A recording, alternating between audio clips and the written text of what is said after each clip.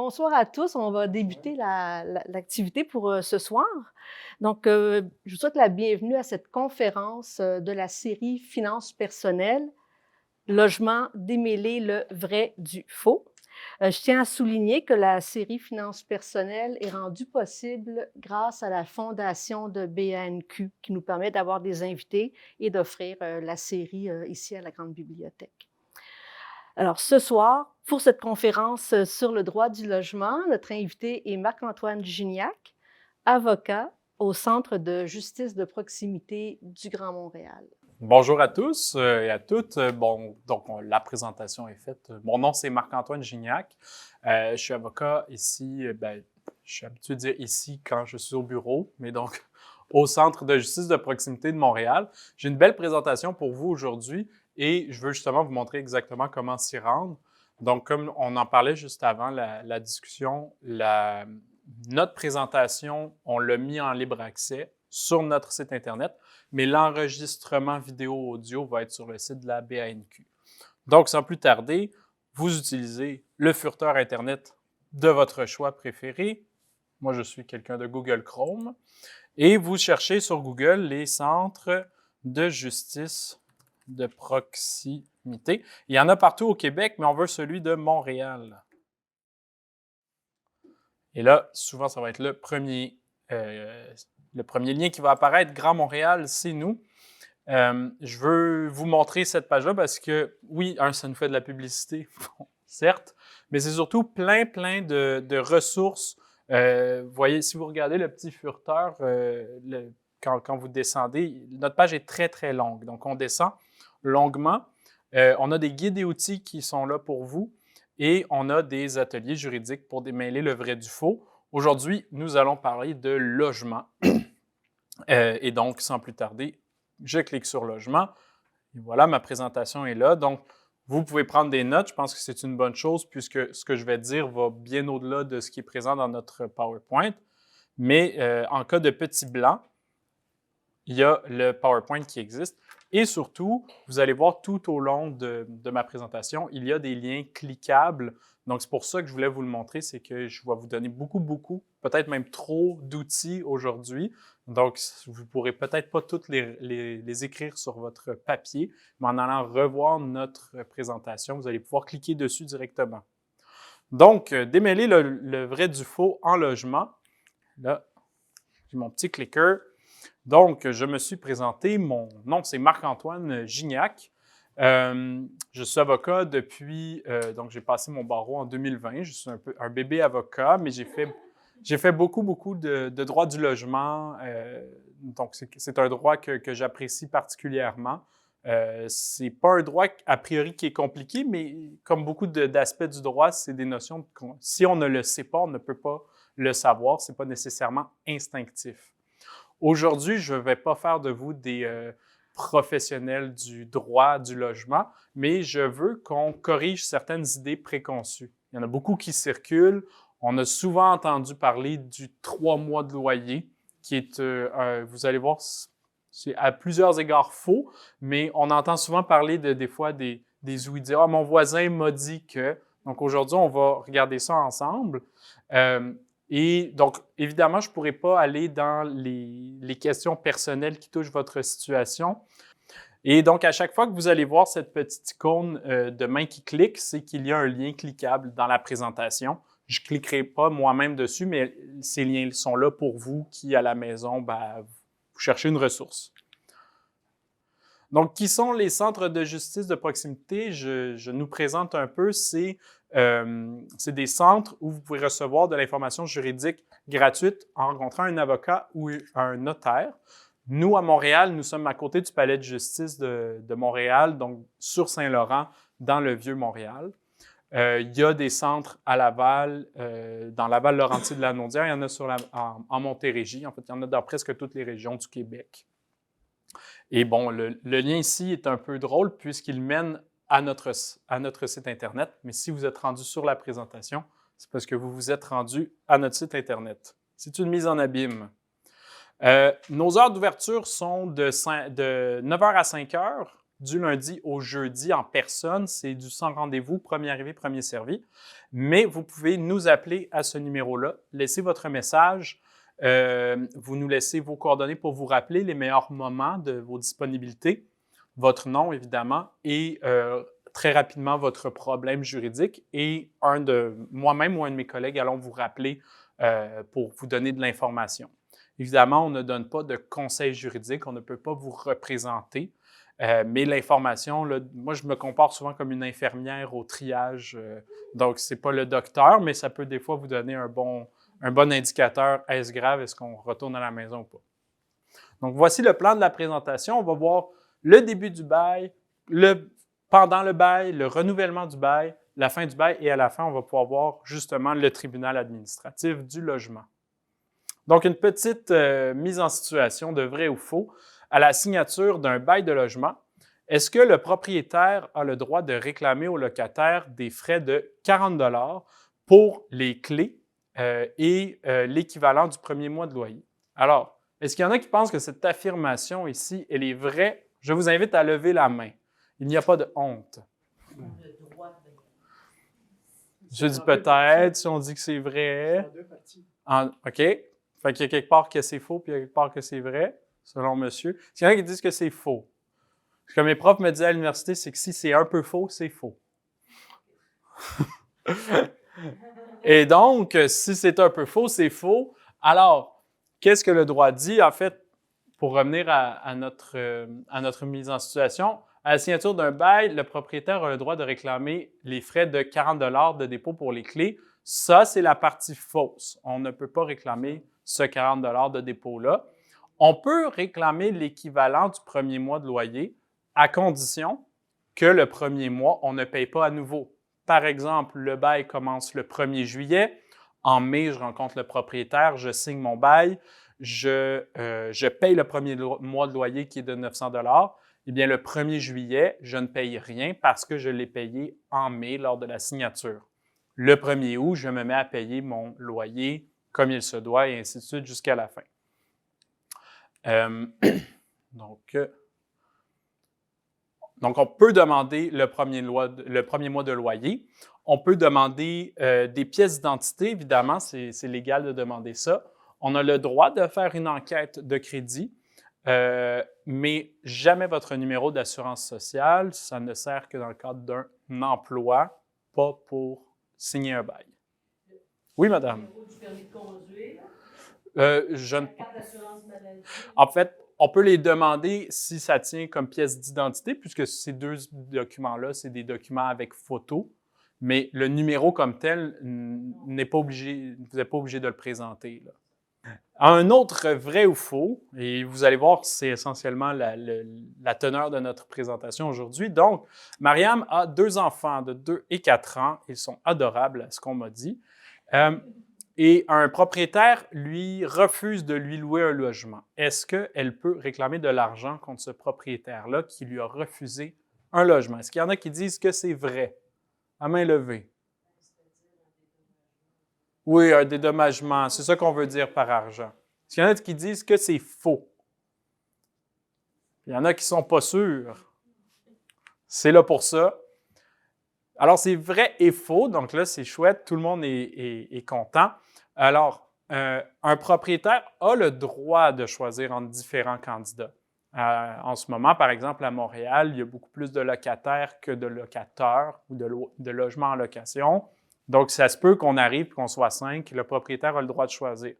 Par contre, on ne peut pas refuser le logement à Mariam parce qu'elle a une famille. C'est un motif de discrimination. On ne peut pas vous refuser un logement pour tous les autres motifs de discrimination, donc votre appartenance à une culture, un groupe ethnique, votre religion, votre sexe, votre identité de genre, votre orientation sexuelle. Là, je ne les nomme pas tous parce qu'ils ne me viennent pas tous à l'esprit, mais tous ces motifs-là de discrimination. Quand on refuse parce que c'est une famille, on parle du statut social ou de l'état civil. Donc, on ne peut pas non plus vous refuser parce que vous n'êtes pas marié. On ne peut pas. On s'adresse à qui lorsque ça arrive? On s'adresse au tribunal des droits de la personne. Donc, on est dans le droit du logement en ce moment. C'est un peu une petite confusion. petite colle, mais le tribunal des droits de la personne s'adresse spécifiquement lorsqu'il y a une question de discrimination. Petits outils. Donc là, je vous mentionnais, je ne cliquerai pas sur tous ces outils-là. Mais donc, voilà, la plainte pour discrimination illégale vous mènera vers le site du tribunal des droits de la personne.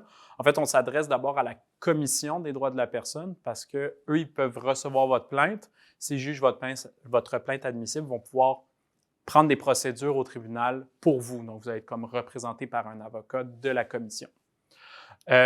Donc, ici, on vous a mis un lien pour obtenir votre fiche de crédit, si on vous le demande, et 2 liens ici qui mènent vers le site du gouvernement du Québec par rapport au paiement qui serait requis à la signature du bail et quelles informations peuvent être requises. Donc, des ressources supplémentaires, évidemment. Oui, monsieur?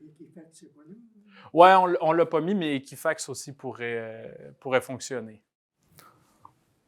En parlant de paiement, oui. Jamais obligé de nous demander le paiement des loyers pour toute l'année? Non, exactement. C'est une très bonne question là, pour préciser qu'est-ce qui est exigible. La seule chose qu'un propriétaire peut exiger, c'est le premier mois de loyer. Pas les 2 premiers, pas le premier et le dernier, pas les 12. Le premier, c'est tout. Et pas le premier, plus on paye le premier. Des fois, il y en a qui vont dire je te demande un mois de loyer, comme ça, si un jour tu oublies de me payer, non, ça, c'est un dépôt. Oui, madame. Ça s'applique aussi bien si c'est meublé ou non meublé? Exact. Et c'est une super précision. Il n'y a aucune différenciation dans le droit du logement entre une location meublée ou non meublée. Évidemment, si on passe dans du logement touristique, on est dans un autre logement, dans un autre domaine, donc du court terme. Mais meublé ou non, meublé, c'est souvent un argument qui va être utilisé. Je demande un dépôt au cas où il y a quelque chose qui se brise. Ce n'est pas légal. Nous avons signé notre bail finalement, nous avons eu chaud et on est durant le bail. Donc, il y a des obligations de part et d'autre. Donc, le locataire et le locateur. Le vocabulaire du droit du logement n'est pas facile. Locataire, c'est la personne qui loue. Locateur, c'est la personne, donc le propriétaire, la personne qui possède le logement. Locatrice, c'est l'équivalent féminin de locateur, tout simplement. Locataire n'a pas de genre. Donc, cela étant dit, si des fois je dis locateur, il faut bien comprendre propriétaire. Je vais essayer de dire propriétaire pour éviter les confusions, mais des fois j'ai une petite déformation professionnelle. La loi dit très peu le mot propriétaire. Donc, notre vrai ou faux, le locataire a l'obligation de payer autant que possible le premier jour du mois. Est-ce que c'est vrai? Est-ce qu'il y en a qui pensent que c'est vrai? Puisqu'il y en a qui pensent que c'est faux. Alors, on a une bonne réponse par derrière, là-bas. Ce n'est pas autant que possible. Et c'est une des seules obligations du locataire, c'est de payer le premier. Le 2, c'est en retard. Donc, le locataire a l'obligation de payer le loyer au premier jour de chaque mois. Donc, des fois, le bail va dire que le loyer est payable le 15 du mois. Alors là, on peut payer le 15 du mois, mais il faut retenir que le lendemain, le 16, on est en retard. Quand on paye, il faut s'arranger pour avoir un reçu. Le relevé bancaire ou un transfert Interac, peu importe, ça laisse des traces. Donc ça, ce n'est pas la peine d'avoir un reçu parce que si on voit quand est-ce que le loyer a été encaissé et on voit quand est-ce que le loyer est sorti du compte. La jurisprudence n'est pas encore totalement… Quand je parle de jurisprudence, c'est les décisions qui sont émises par le tribunal du logement. Ce n'est pas encore tout à fait clair. Est-ce qu'il faut que l'argent soit sorti du compte du locataire ou que l'argent soit entré dans le compte du propriétaire? Donc, il y a un petit flou juridique là-dessus. Autant que possible, pour éviter tout ennui, moi, je vous dirais de payer un peu d'avance et de vous assurer d'avoir un reçu quand on paye par chèque ou par comptant. Et il existe des procédures quand un propriétaire refuse ou néglige d'encaisser le loyer. Donc, vous lui avez donné le loyer, Puis là, finalement, ils se décident de le déposer le 15. Mais vous avez commencé à faire vos dépenses du mois. Le 15, le chèque rebondit. Il y a une part de tort pour le propriétaire. À ce moment-là, il existe une procédure en déposition du loyer. Donc, il faut ouvrir un dossier au tribunal, poursuivre son propriétaire, démontrer au tribunal que de façon récurrente, le propriétaire refuse ou néglige d'encaisser le loyer. Et à ce moment-là, le tribunal va nous permettre, au lieu de payer à notre propriétaire, on va payer au tribunal du logement l'argent et ce sera la job du propriétaire de venir chercher son loyer au tribunal du logement et il devra en plus payer les frais d'ouverture de dossier et de maintien de dossier. Monsieur. Comment ça coûte ce service-là, d'envoyer notre paiement? Combien ça coûte? Oui. Là, les frais, je pense qu'ils viennent juste de changer.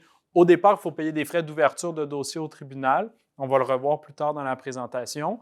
Mais si on a gain de cause, les frais nous sont remboursés par le propriétaire. Donc, une fois que si vous gagnez votre cause, le propriétaire devra payer le loyer, les frais d'ouverture de dossier, pardon. Alors, c'est un excellent oui-dire. Merci de l'avoir apporté. C'est totalement faux. Genre, je suis content qu'on le démystifie aujourd'hui. Le 2, vous êtes en retard. Les deux recours à départager, par contre, quand on parle de retard de loyer, un propriétaire peut poursuivre son locataire en non-paiement de loyer pour 2 raisons. Et il va pouvoir obtenir à la fin de ce recours-là ou bien le paiement du loyer et en plus, il pourrait obtenir l'éviction de son locataire. On appelle ça une résiliation du bail. Donc, on doit quitter le logement.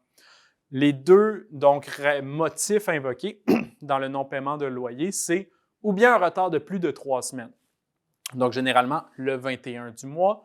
Le 22, on est en retard de plus de 3 semaines. C'est ce qu'on appelle la résiliation automatique.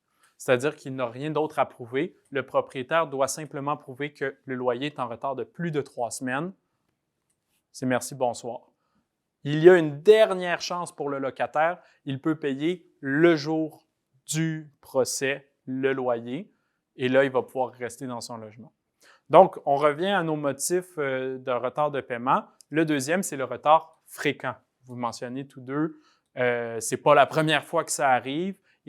Donc là, le retard fréquent n'exige pas 3 semaines. Ça peut être le locataire paye toujours le 2, le 3, le 10, le 4. C'est un retard fréquent.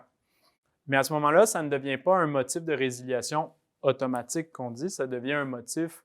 Il faut en plus prouver que le propriétaire subit un préjudice. C'est au propriétaire de démontrer ça au tribunal. Ce qui est souvent démontré, c'est que le propriétaire va dire « moi, je dois payer mon hypothèque. Si je ne reçois pas mon loyer, je suis incapable de payer mon hypothèque. » C'est un préjudice qui, généralement, est jugé sérieux. Donc ça, Donc souvent, c'est pas rare de voir une demande quand un locataire ne paye pas, il est en retard de plus de 3 semaines et qu'en plus, ce n'est pas la première fois, on met les deux motifs d'un coup. On dit plus de 3 semaines et retard fréquent. Comme ça, même s'il paye, le tribunal peut quand même ordonner la résiliation du bail pour un retard fréquent. On va faire un autre vrai ou faux. On est en feu. L'accès au logement maintenant. Donc, toujours pendant le bail, est-ce que je dois laisser mes propriétaires rentrer chez moi pour déboucher un drain, même si je ne suis pas là? Est-ce qu'il y en a qui disent que c'est vrai? Il y a des hésitations. Est-ce qu'il y en a qui disent que c'est faux? Ah. Donc, il y en a qui disent que ça dépend si c'est une urgence. Alors, c'est vrai. Donc, en fait, peu importe si c'est une urgence, je dois laisser rentrer mon propriétaire. Par contre, comme c'est écrit, il faut un préavis verbal de 24 heures avant d'accéder au logement. Donc, si je te dis, là aujourd'hui, il est 18h30, demain, je viens à 7h du matin déboucher ton drain. Pas 24 heures d'avance. Par contre, c'est une urgence. Là, ça fait simplement que ça élimine le préavis verbal. Donc là, c'est une urgence. Il n'y a plus d'eau dans ton logement. Je dois venir demain à 7 heures et généralement, on est content que le problème soit réglé. Si votre propriétaire ne peut pas être là, vous pouvez refuser. Donc, juste le plombier qui rentre, ça, vous pouvez refuser. Pour la visite au logement, vous pouvez refuser quand elle est entre 9h et 9h. Et pour les travaux, c'est entre 7h et 7h.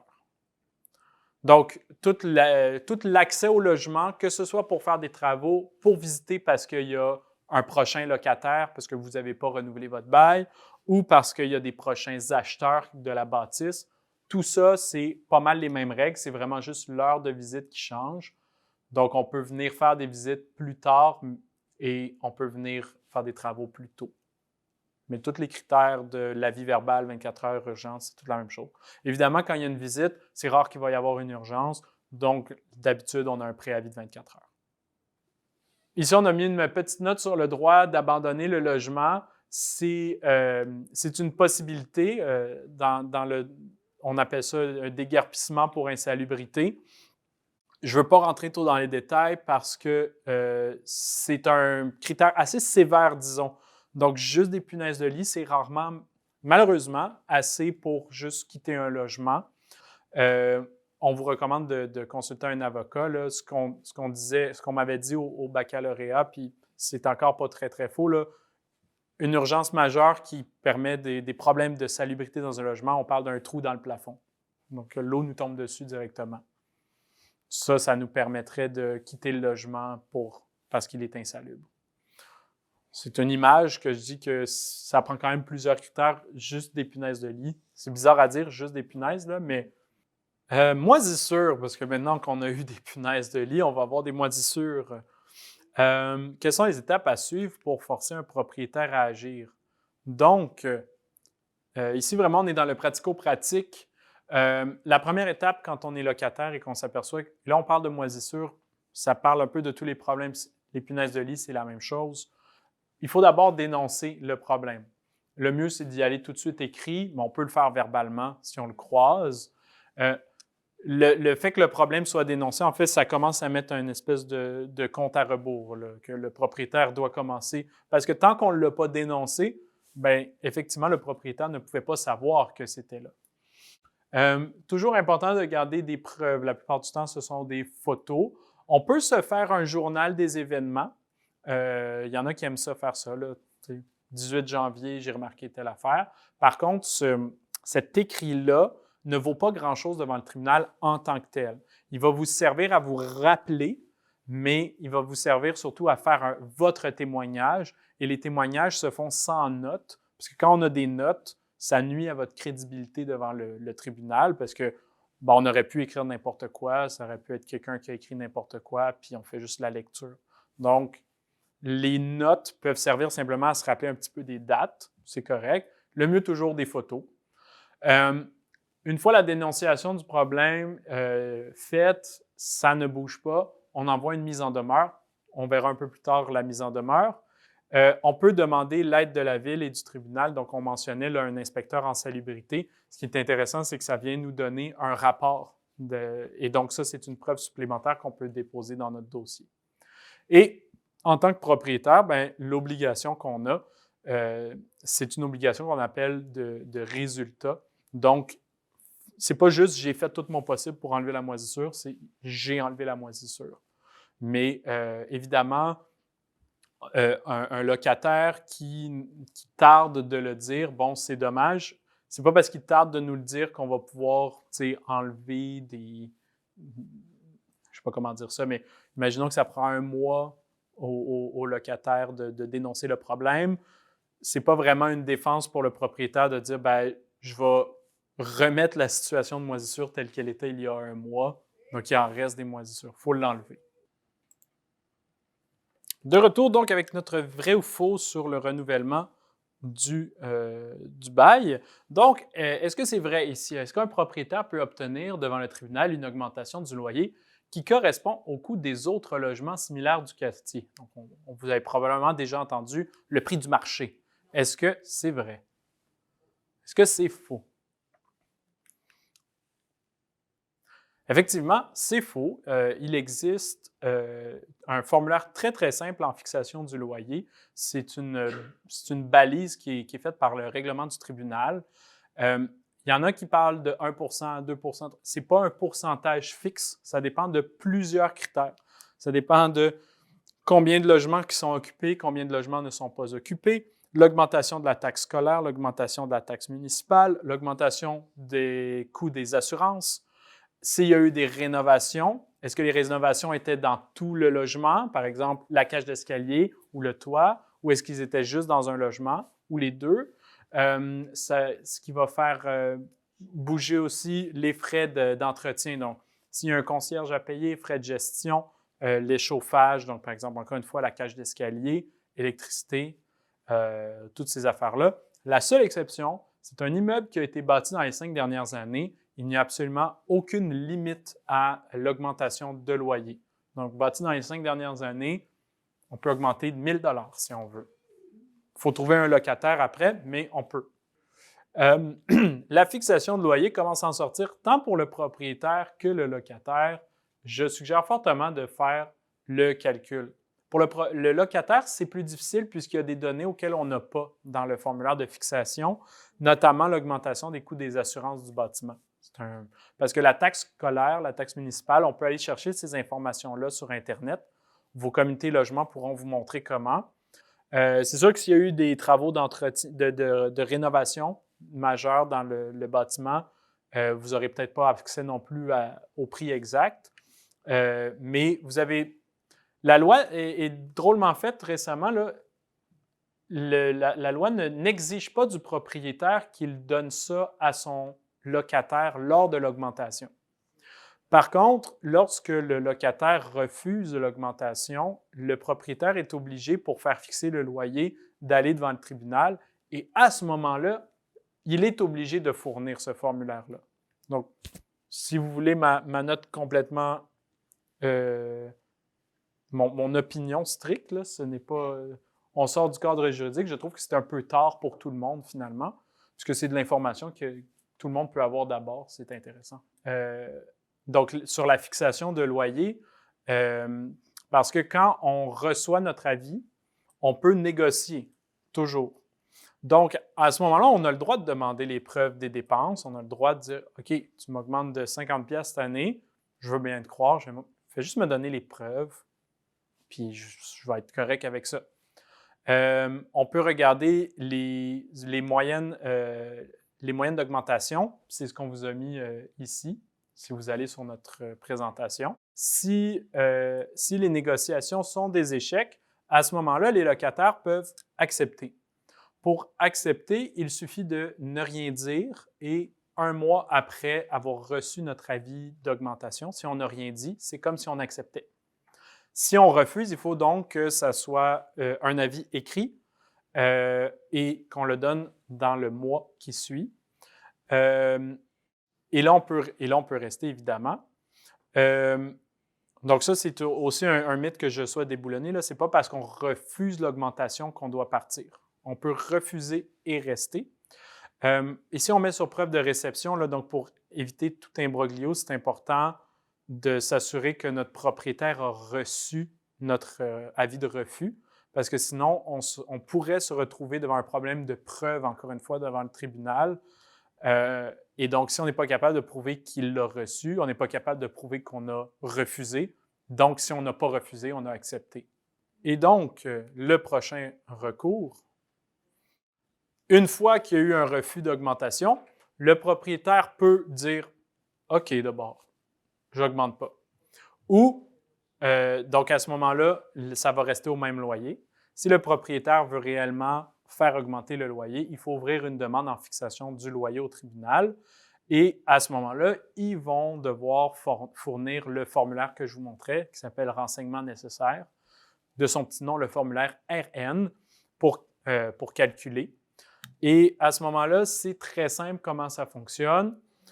La personne qui va devoir... Donc, j'aime pas parler dans ces termes-là, mais souvent, on va parler de gagner et perdre le recours. La personne qui va devoir assumer les frais d'ouverture de dossier, c'est la personne qui perd. Comment on détermine qui perd? Je dis avec des très gros guillemets parce que je n'aime pas ce vocabulaire quand on va en cours. Là. Mon propriétaire m'augmente de 40. Je vous donne un exemple, vous allez comprendre.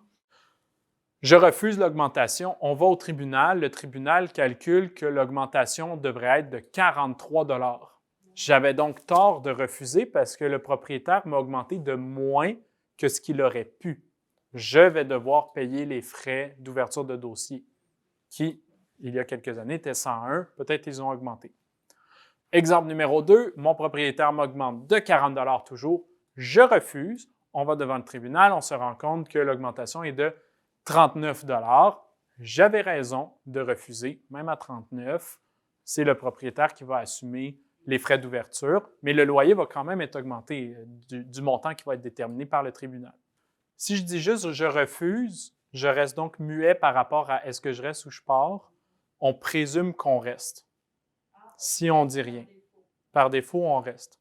Le bail est construit dans la loi par ce qu'on appelle le principe du droit au maintien dans les lieux. Donc, à moins d'avis clair contraire, que ce soit dans la loi ou de la part du locataire, on peut rester dans le logement. Donc, si un locataire refuse son augmentation, il va pouvoir rester dans le logement, c'est sous-entendu. Si on veut quitter, par contre, c'est très important en tant que locataire de dire « je refuse l'augmentation et je quitte » parce que les critères pour l'augmentation de loyer, c'est les mêmes critères de temps que le délai pour quitter notre logement, pour avertir notre propriétaire, en fait, que l'on va quitter. Ce sont les mêmes délais aussi pour faire une modification au bail. Donc, de dire, le propriétaire, au lieu d'augmenter, pourrait dire maintenant, je souhaite que les animaux ne soient plus permis. Donc, c'est juste une modification au bail. C'est la même chose. Si le locataire ne dit rien, il est présumé accepter cette modification-là. Il peut la refuser. Et là, s'il la refuse, le propriétaire a 1 mois pour ouvrir le dossier. Là, on ne parle plus de termes monétaires. Le propriétaire va devoir démontrer que la présence d'animaux va perturber le logement ou quoi que ce soit. Je veux parler aujourd'hui d'un peu de violence familiale. C'est important pour nous au centre. Donc, Vanessa empêche Foued de quitter la maison sans sa permission. Elle vérifie tous ses achats, le critique sans cesse. Est-ce que Foued, qui pourrait être victime de violence conjugale ou familiale, est-ce qu'il peut quitter le logement avec les enfants? Est-ce qu'il y en a qui disent que c'est vrai?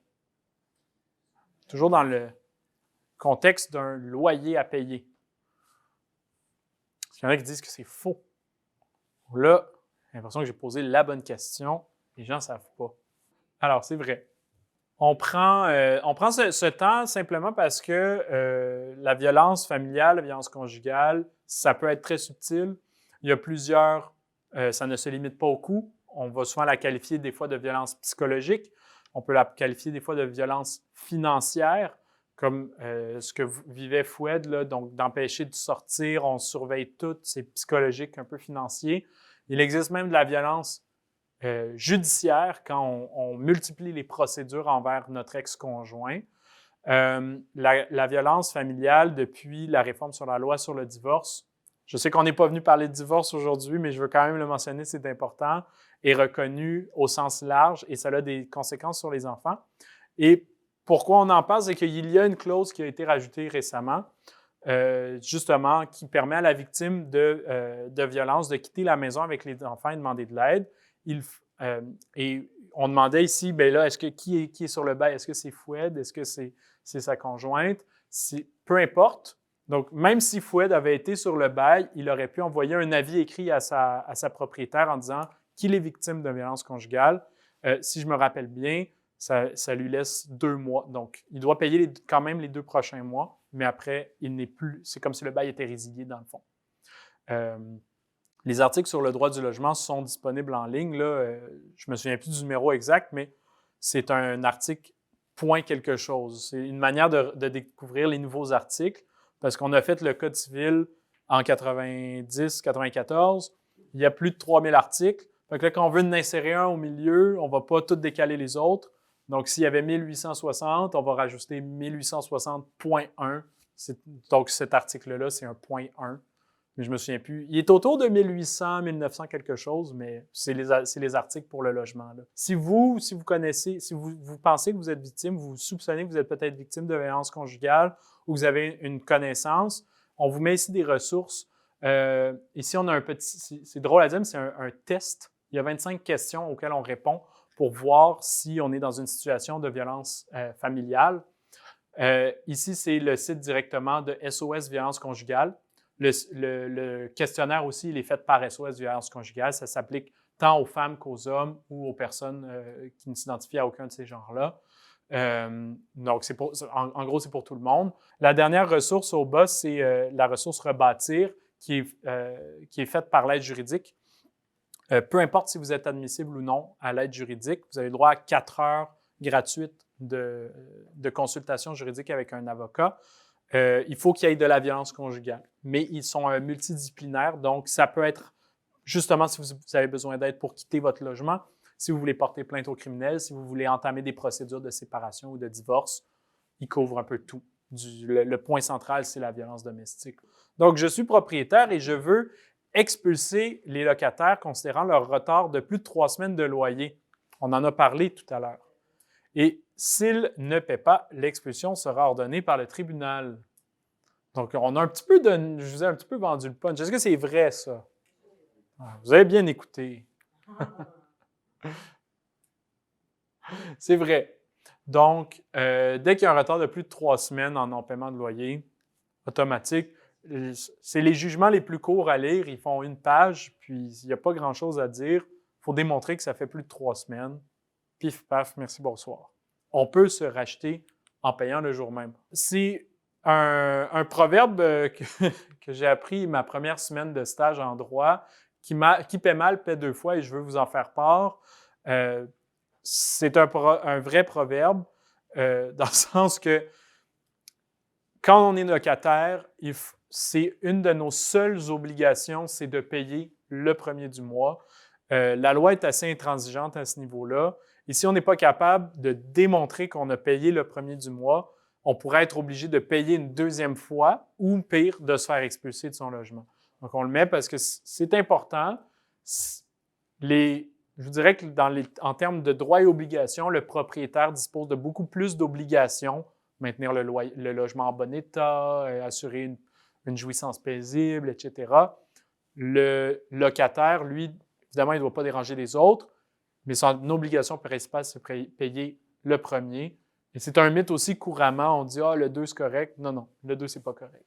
Un autre vrai ou faux, donc, je pense que je l'ai mentionné en début de présentation, je veux mettre fin à mon bail pour déménager à Québec. Quelle belle ville.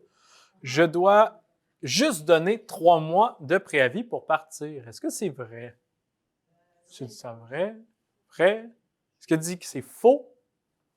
Eh bien, c'est vrai et faux, mais je vous dirais que je préférerais dire que c'est faux. C'est le mythe le plus répandu en droit du logement. Quand j'ai commencé, j'étais encore juste étudiant, puis j'entendais toujours parler le 3 mois de loyer. Ça n'existe pas, le préavis de 3 mois de loyer. OK? Comment ça se passe formellement, je vous le disais, pour modifier, augmenter le loyer ou pour le locataire pour quitter, il faut envoyer un avis entre 6 et 3 mois avant la fin du bail. Ce qui équivaut, c'est vraiment bizarre, il faut compter drôlement, ce qui équivaut pour un bail du 1er juillet au 30 juin, on doit envoyer notre avis de non-renouvellement entre le 1er janvier et le 31 mars.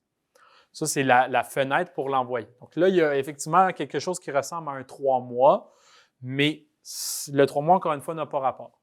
Quand on envoie cet avis-là, ensuite, il y a un premier délai d'1 mois pour l'autre partie pour répondre. Bon, quand on est locataire, on envoie notre avis de non-renouvellement. Le propriétaire ne peut pas refuser notre avis de non-renouvellement. Il doit juste l'accepter. Il ne peut pas nous obliger à rester. Et à la fin donc, ça nous permet de partir.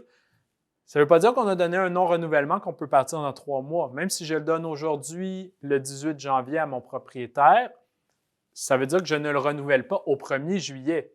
Donc, je dois payer jusqu'au 30 juin. Je peux m'en aller avant, mais je dois payer jusqu'au 30 juin. C'est illégal. Est-ce que c'est légal de céder le bail à quelqu'un? D'où la cession de bail, parce que si on veut il veut s'en aller avant le 30 juin, qui est encore loin. J'ai décroché un super appart à Québec, je veux refaire ma vie. On peut céder notre bail. Pour céder notre bail, c'est à nous, on se comporte un peu comme un mini-propriétaire. On doit chercher nous-mêmes le locataire, le prochain locataire. On peut faire une enquête de crédit si on veut. On peut s'assurer que c'est une personne de bonne famille, comme on dit. Sans avertir le proprio. D'abord, on cherche. Et une fois qu'on a trouvé, on propose l'heureux élu à notre propriétaire. Et sur le site du tribunal administratif du logement, il y a un très bel avis de cession. Ce n'est pas un avis obligatoire. Vous pouvez en faire un maison, mais celui sur le site du tribunal du logement est très bien fait. Donc, on écrit « Bonjour ». Je ne sais pas si c'est écrit « Bonjour », mais soyez avisés que je désigne telle personne à qui je vais céder mon bail. On doit indiquer la date à laquelle le transfert se fait. Ça doit être, et là, encore une fois, je pense que c'est un mois d'avance. Si on est le 18 janvier, je ne peux pas faire rentrer quelqu'un avant le 18 février. Donc, le propriétaire a 15 jours, encore une fois, à contre-vérifier, mais je suis assez sûr de ce délai-là, pour refuser. Si le propriétaire ne dit rien, c'est comme s'il acceptait la cession. Si le propriétaire refuse, c'est au locataire, cette fois-ci, d'ouvrir un dossier au tribunal pour forcer Il ne pourra pas forcer la cession, il va pouvoir forcer, par contre, le non-renouvellement, donc la résiliation du bail.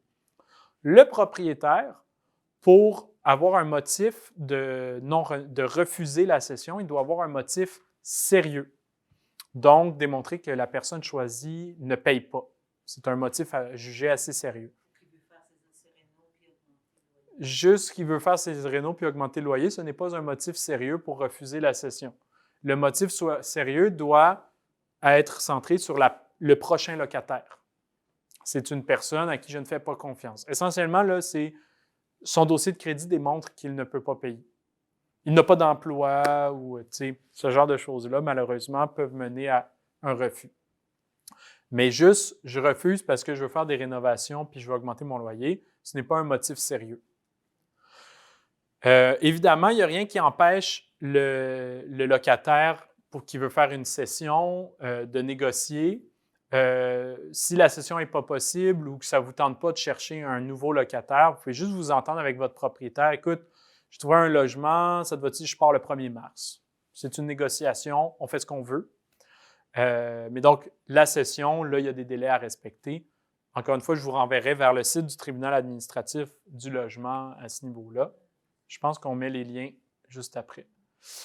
Le non-renouvellement est très important parce que si on a prévu de quitter le logement et que notre propriétaire ne nous envoie pas d'avis d'augmentation, bien, si nous, on n'envoie pas un avis de non-renouvellement, le bail va être renouvelé et donc on va être responsable du bail pour une autre année. Donc, c'est très important, si on compte quitter, d'être proactif, de dire, bien là, je vais quitter et ne pas attendre parce que les propriétaires n'envoient pas nécessairement un avis d'augmentation. Ici, on a créé un beau tableau. Donc, si je reçois mon avis d'augmentation, là, à ce moment-là, je peux juste répondre que je ne renouvellerai pas. Ça doit être fait dans les 30 jours, par contre, parce que sinon, on présume que je reste et que l'avis est accepté. Quelques ressources pour terminer. Donc, le site du tribunal administratif du logement et on vous a fait le tribunal administratif en 12 étapes. C'est nous qui avons fait ça. Donc, un petit peu de pub. Et quelques références ici que l'on donne. Donc, quand on est locataire, les regroupements, les comités logement et associations de locataires peuvent être très bien. La Corporation des propriétaires immobiliers du Québec, là, mieux connue sous le nom de la Corpic, c'est une ressource pour les propriétaires. Un petit bémol, puis là, c'est dommage parce que je suis enregistré, mais il y a certains, et je le dis pour les propriétaires, il y a certains modèles de règlement fournis par la Corpic qui, malheureusement, ont été invalidés plusieurs fois par le tribunal. Donc, propriétaires, c'est quand même important de regarder ce qui peut vous être fourni par les associations de propriétaires parce que des fois, ils offrent des clauses, par exemple, qui sont illégales. c'est pas la fin du monde. Elles vont juste être invalidées devant le tribunal, mais je préfère avertir. Donc, un petit wrap-up de la soirée aujourd'hui. Les mythes qu'on a déboulonnés ensemble, je veux les rappeler. Donc, est-ce que les locataires ou est-ce que les propriétaires ont tous les droits? Non, c'est faux. Il y a des obligations, il y a des droits à respecter pour les deux camps.